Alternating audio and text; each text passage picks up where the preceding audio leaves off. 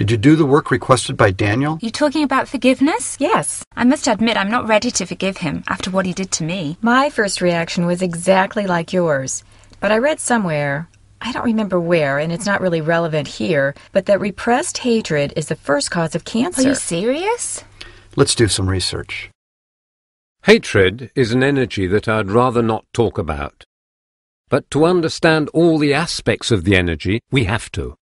Hatred draws in viciousness. Viciousness incurs violence, and violence results in vengeance.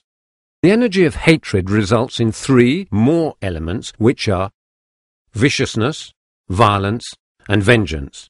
That comes from conflicts between individuals. Repressed hatred causes cancer. They say it is the first cause of this disease. It's not surprising, with all the negative thoughts that feed the mind. Hatred was never just a passenger on a thought. We maintain it for a long time. Years go by and little by little it fades away. But the cells remain infected. If I understand correctly, the letter of forgiveness will eradicate the damaged cells. It's not so simple. It is the first step towards being healed. What about the medical aspect?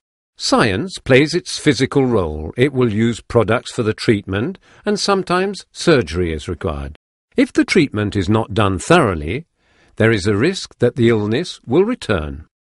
War creates hatred. Therefore, everyone that fights will die of cancer. No, I didn't say that. I said the repressed hatred that is maintained in the mind. The warriors are fighting for their countries, an idea. They participate in war for honor or because they have no choice. What would be the damage caused to the cells of the warrior?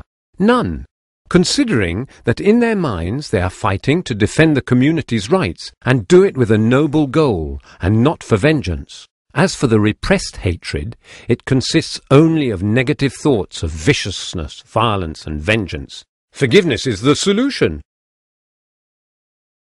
Yes, but it needs to be sincere. Not just pretend to forgive, to have a clear conscience. You have to live it deeply in your heart. To know if you really gave forgiveness to someone, send a bouquet of red roses to the person or persons concerned. You will not do this approach with hatred in your heart. I suggest to evaluate your past, to eliminate all traces of hatred that can come from deep inside you. Ciao!